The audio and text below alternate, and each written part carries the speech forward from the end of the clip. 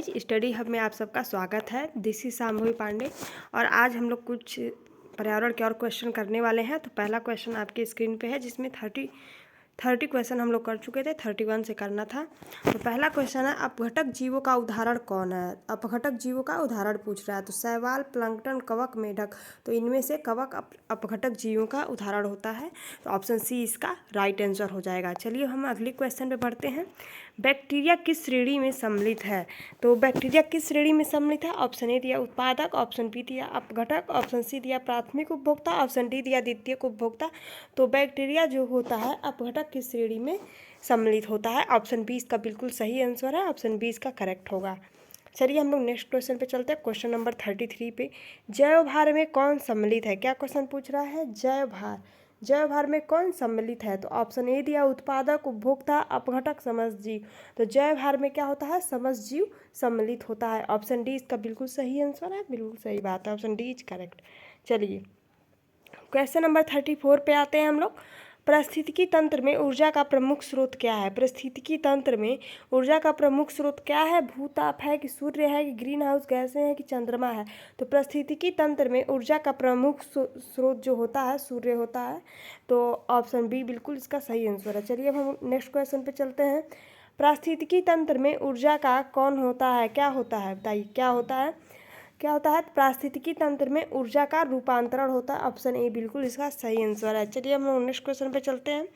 पारिस्थितिकी तंत्र में ऊर्जा का ह्रास किससे होता है। स्थिरीकरण से होता है कि प्रदूषण से होता है, रूपांतरण से होता है कि नवीनीकरण से होता है। तो पारिस्थितिकी तंत्र में ऊर्जा का ह्रास जो होता है रूपांतरण से होता है।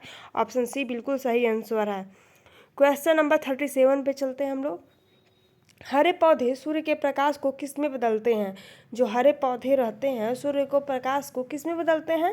तो या ऑप्शन ए दिया यांत्रिक ऊर्जा में, ऑप्शन बी दिया रासायनिक ऊर्जा में, ऑप्शन सी दिया है भौतिक ऊर्जा में, ऑप्शन डी दिया विद्युत ऊर्जा में। तो जो हरे पौधे होते हैं सूर्य के प्रकाश को रासायनिक ऊर्जा में बदल देते हैं। अब चलिए हम लोग नेक्स्ट क्वेश्चन चलते हैं। हाँ, पादपों में सहकारी जीवों में कितनी ऊर्जा पहुँचती है। पादपों में क्या पूछ रहा है, पादपों में सहकारी जीवों में कितनी ऊर्जा पहुंचती है।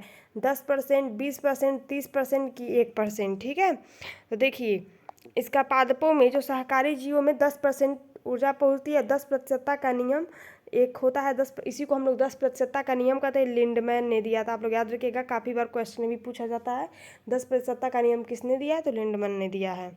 आप लोग फर्स्ट सेमेस्टर में पढ़े होंगे पर्यावरण में। पारिस्थितिकी तंत्र में ऊर्जा का प्रवाह सदैव कैसा होता है। पारिस्थितिकी तंत्र में ऊर्जा का प्रवाह सदैव कैसा होता है।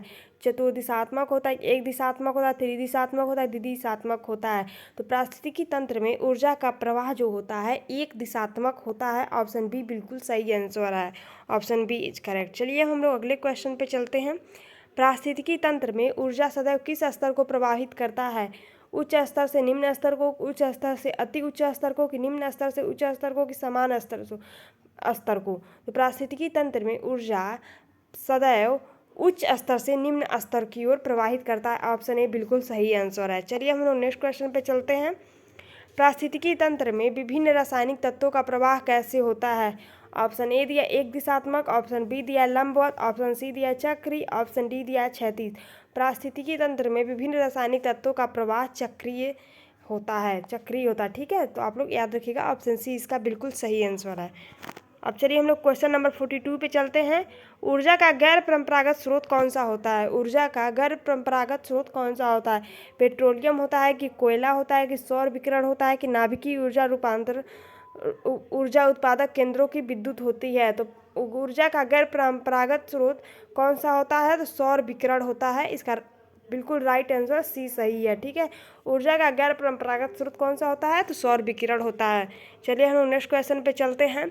अवसादी चक्र में किसका प्रवाह होता है। जल का होता है, खनिज का होता है, वायु का होता है कि ऊर्जा होता है।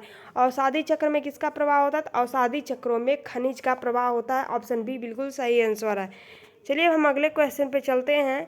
खाद्य श्रृंखला की प्रत्येक कड़ी क्या कहलाती है। खाद्य श्रृंखला की प्रत्येक कड़ी क्या कहलाती है। उत्पादन स्तर कहलाती है कि खाद्य स्तर कहलाती है कि पोषण स्तर कहलाती है कि अवशोषण स्तर कहलाती है। तो खाद्य श्रृंखला की प्रत्येक कड़ी पोषण स्तर कहलाती है। ऑप्शन सी बिल्कुल सही आंसर है। चलिए हम अगले क्वेश्चन पे चलते हैं। हरे पादप भोजन श्रृंखला के किस स्थान पे होते हैं? जो हरे पादप होते हैं वो भोजन श्रृंखला के किस स्थान पे होते हैं? प्रारंभ होते हैं कि मध्य होते हैं कि अंतिम होते हैं कि सर्वत्र होते हैं? तो हरे पादप भोजन श्रृंखला के किस स्थान पे होते हैं? तो ऑप्शन ए बिल्कुल सही है, प्रारंभ में होते हैं। ठीक है, हरे पादप भोजन श्रृंखला किस स्थान पे होते हैं? तो आप लोग याद रखिएगा, प्रारंभ में होते हैं। चलिए हम लोग नेक्स्ट क्वेश्चन पे चलते हैं। जीवों के मध्य भोजन प्राप्त करने के निश्चित पोषण क्रम को क्या कहते हैं? तो क्वेश्चन देखिए, जीवों के मध्य भोजन प्राप्त करने के निश्चित पोषण क्रम को क्या कहते हैं? खाद्य क्रम कहते हैं कि खाद्य श्रृंखला कहते हैं कि खाद्य जाल कहते हैं कि खाद्य वृक्ष कहते हैं?